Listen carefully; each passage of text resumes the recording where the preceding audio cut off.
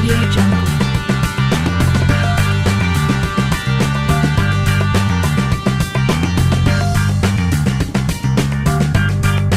Audio Jungle.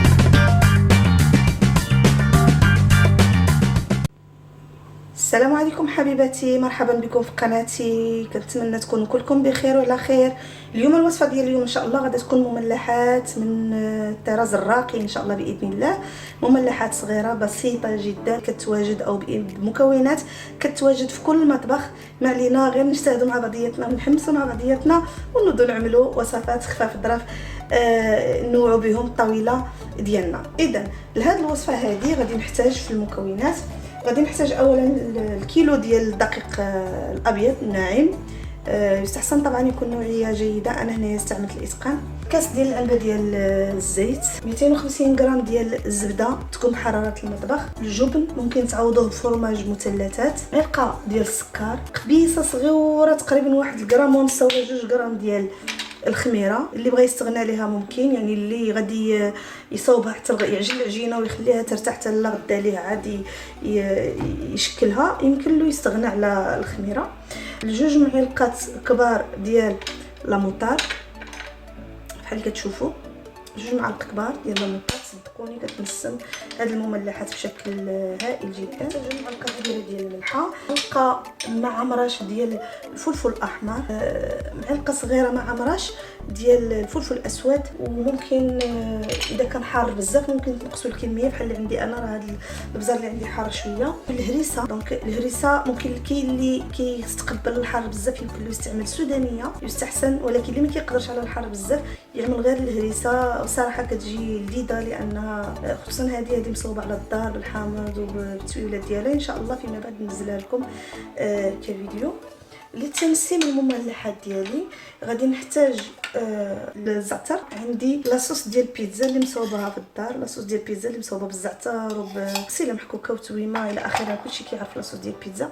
الفرماج الاحمر، كميه ديال الكاشير. بالنسبه للتنسيب كيبقى اختياري، كل واحد وشنو كيبغي يعمل. عندي هنايا في هذا المنيدل هذا عندي المعدنوس، غسلته دابا كنشفو باش ملي نقطعو يكون ناشف ما يفزقليش العجينه. اذا نبداو على بركه الله العجين. هنايا بحال اللي قلت لكم عندي كيلو ديال الطحين، طبعا راه مغربل، وممكن اللي بغى جاتو كميه كثيره ممكن طبعا ينقص منها او يعمل نصف المقياس ديال نصف المقياس. هنا غادي نعمل فيها دونك نسيت ما قلت لكمش ياغورت طبيعي، ممكن تعملوا النص ممكن تعملوا الباكيه كلها، كيجي هائل صراحه في المملحات. انا شخصيا نعملو كله. غادي نحتاجو الجبن، والجبن هنا كيبقى اختياري بحال قلت لكم، ممكن تعملوا مثلثات، ممكن تعملوا ديال العلبه، ممكن تعملوا الجبن ديال الدار اللي بغيتو. غير هو حتى في التنسيم انا كاين عندي واحد الشكل غادي تشوفوه معايا بالجبن والزعتر. ان شاء الله غادي نزيد كميه اخرى باش نسم هذا غادي نديرو في العجينه، لا باس بها. قلت لكم ممكن تعوضوه ب4 أو 5 ديال المثلثات، يستحسن يكون جبن نوعيه جيده كيعطينا واحد المذاق هائل جدا. 250 غرام ديال الزبده اللي كتشوفوا راسكم كتخدموا بها مزيان. طلع لكم العجينه مزيانه. انا ما عنديش 250 غرام كلها، ولكن معليش ناقصه غير واحد شويه. نتوما في كيلو غديروا 250 غرام، في نص كيلو غديروا 125 غرام. بحال اللي قلت لكم بالنسبه اللي جاتو الكميه كثيره يمكن له ينقص يقسم المقادير على 2 معالق ديالنا ديال الموطارد، 2 معالق كبار ملح. السكر حتى هو كيبقى اختياري بالنسبه لي ديابيتيك، يمكن له يستغناو عليه، او اللي ما كيبغيش السكر يمكن له يستغنى عليه. غير هو كيعطي واحد اللون مزيون في التحمار ديالو العجينه ديالنا. فوالا غادي نزيد الفلفله حمراء. الفلفله حمراء حتى ملي غادي نكون كنشكل غادي نعمل واحد الكميه في واحد الحشوه. اذا دابا غادي نعجن الكل. عندي 125 غرام ديال الزيت. نخلط هاد المقادير هادي ونزيد الماء حسب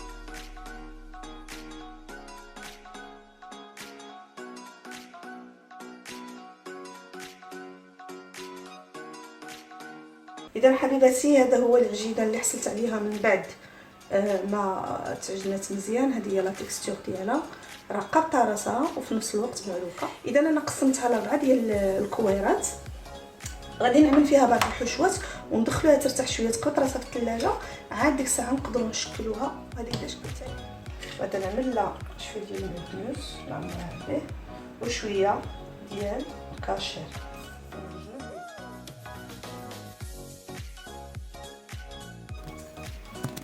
الكره الاولى معدنوس وكاشير قبيلاتي.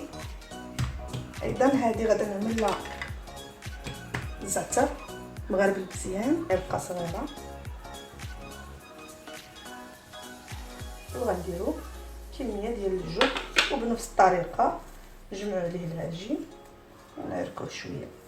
العجين ضروري خاصو يدخل شويه يبرد باش نقدروا نشكلوه باريحيه. عندنا هنايا الجبن والزعتر نفس الطريقه ندخلوه. هذا غنعملو به دي بتي كرواسون. يمكن لكم تنوعوا في التمسين في الحشوات، الفكره كتبقى وصافي. نتوما يمكن لكم تعملوا داكشي اللي كيجيكم مناسب. حبيباتي اذا بالنسبه للكوارات اللي خلطت دابا قدامكم راه عملتو في الثلاجه او عفوا في الكونجيلاتور. بقات لي ديك الكره اللي ما عملت فيها حتى شي اضافه، غادي قسمتها على جزئين. جزء غادي نعمل فيه هذه الحشوه، خلطت قدامكم لا موطارد والهريسه والسودانيه، وغادا نزينها بشويه الكاشير. والجزء غادي نعمل فيه لاصوص طوماط، لاصوص ديال البيتزا باش تجيني على النكهه ديال البيتزا وفرomage. سي بون، يلا نبداو على بركه الله. اذا نقطعوا طريف طريف باش ما تغلبوش. ياك بسم الله.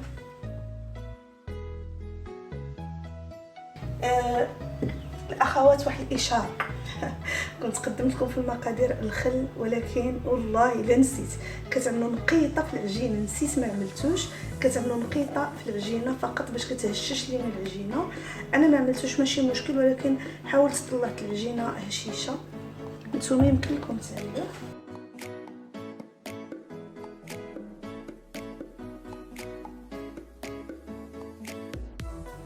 ضروري خصو يمشي للثلاجه، ضغط راسو شويه باش تصرفوا معاه. قطعوه ديغولي.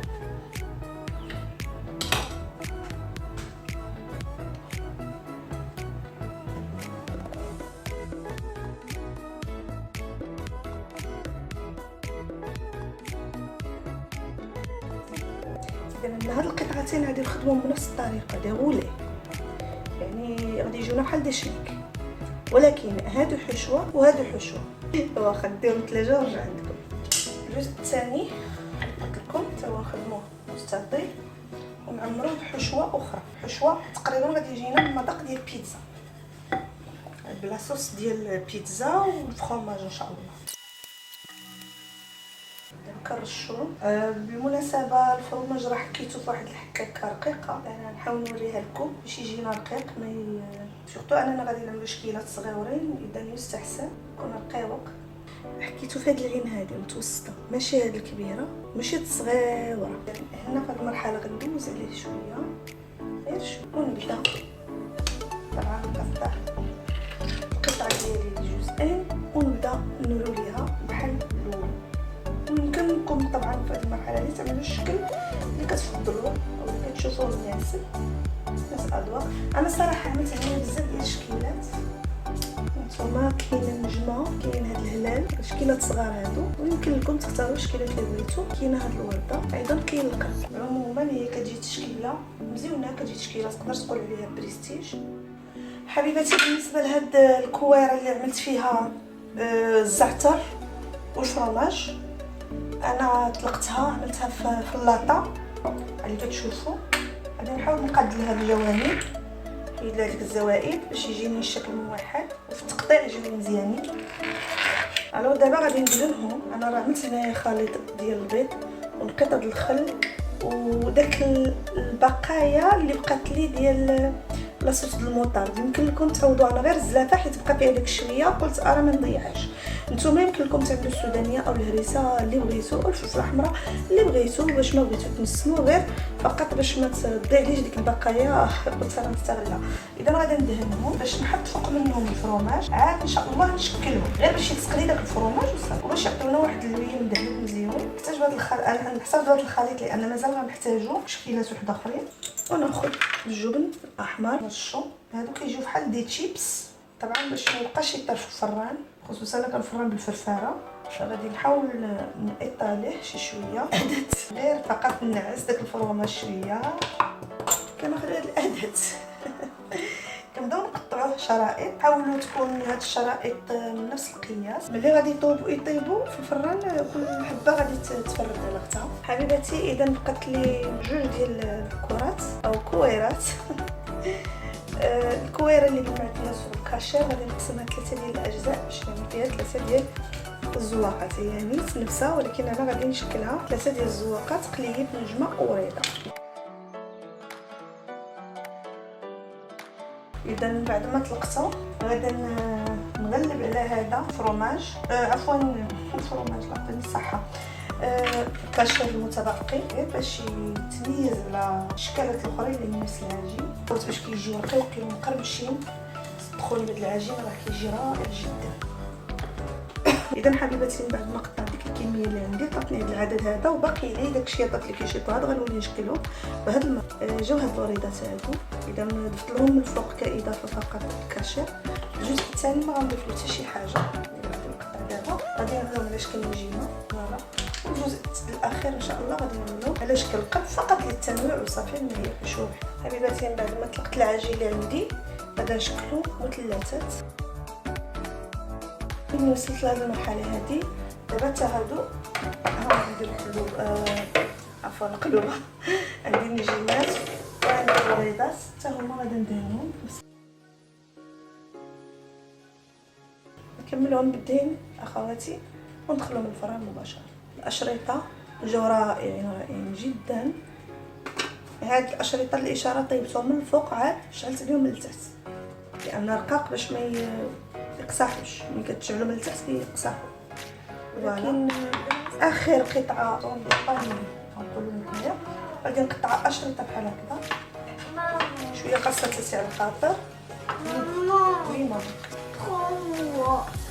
اذا حبيباتي قطعتهم شرائط بحال اللي كتشوفوا نتوما على هذا القياس هذا. شوفوا معايا شنو غادي نعمل بهم. هاد الشرائط غنحاول نمددهم بالطريقه هذه، نديهم دي باني تاع جوج شويه بحال قلت لكم العمليه خاصها شويه ديال تسع الخاطر، ولكن ماشي مشكل كيجيو مزيونين في النهايه. هذا على هذا الشكل هذا نتوما كتشوفوا. كنتمنى تكون باينه. نعاود وحده اخرى قدامكم. نحاول نطولهم وبدي هكذا. العجينه راه مطلوقه كنت عاملاها في ميكا، يعني كتشكل معايا بشكل يسير جدا. وصدقوني الاشكال اللي وجدوا لحد الان لداد ومقرمشين العجينه ديالهم هائله جدا. بالنسبه لهاد لي غولي انا خديتهم دابا من الثلاجه، عملت الخيط يستحسن ندهنو بشي شويه الزيت. اذا كنعملوا بهذه الطريقه هذه، كنقطعوه بهذه الطريقه هذه بالخيط. صدقوني كنحصلوا على شكل مزيون نغوليو بها شناك.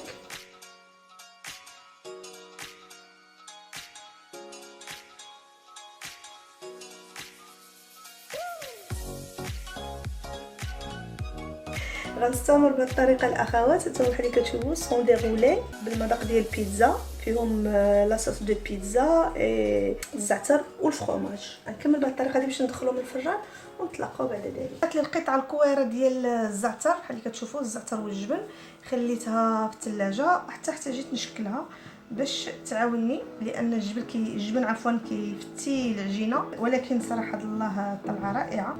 كنقسمها الاشرطه بحال اللي كتشوفوا، الاشرطه كنقسمها المثلثات، والمثلثات كنروليهم بهذه الطريقه هذه ديال لي كرواسون الفوق لتحت، وكتعطيني هذا الشكل هذا هائل جدا. بالنسبه للطيب ديالهم غادي يحتاجوا شويه الوقت، غندير العافيه تحت منهم مهيله ونخليوهم يطيبوا على خاطرهم. نستمر بهذه الطريقه هذه ونوريكم ان شاء الله من بعد ما يطيبوا النتيجه النهائيه. فوالا ساهلين واخا كيبانوا لكم هكذا، راهم ماشي صعاب، دغيا كيتسرولو جينا طايعه مزيان في اليد. يمكن لكم ديروهم طول من هكذا، غير انا صراحه كيعجبني شي يكون صغير بزاف، كيعطي نتيجه هائله. فوايي النتيجه اكثر من رائعه. طول شويه. واللي بغات دير شي حبه ديال الجبن هنا ما تكونش عامله في العجينه مثلا، لا ما بغيتوش تعجنوا الجبن معاهم، ممكن كتاخدي شويه الجبن وتعمليه هنا، غير هاد القضيه اللي كتاخد شويه ديال الوقت والخاطر، دونك يتعجن معاه احسن. يعني كنلقى الطريقه افضل. اذا بعد ما ساليت التشكيل ديال لي بيتي كرواسون كلهم نتوما بحال اللي كتشوفوا، دهنتهم بالبيض فيهم قطعه الخل والفلفله حمراء غير باش يعطيوني واحد اللون ذهبي مزيون. فوالا دونك كاين الصغير كاين الكبير، ما كيهمش الشكل، لان في النهايه هما شكل واحد، هما دي بيتي كرواسون لاطاي كيجيو صغار كبار، كيجيو منوعين، كيجيو مزيونين بزاف. هانتوما بحال اللي كتشوفوا. دونك دابا غادي ندخلهم الفران على درجه مهيله، طيبوا عفوا على خاطرهم، لان هادو فعلا كياخذوا الوقت بحالهم بحال ديك الميني بيتزا اللي عملت قبل. فوالا ان شاء الله من بعد نشوفوا النتيجه النهائيه. كنتمنى فعلا انكم تجربوهم حيت غزالين ورائعين. يلا الى الملتقى.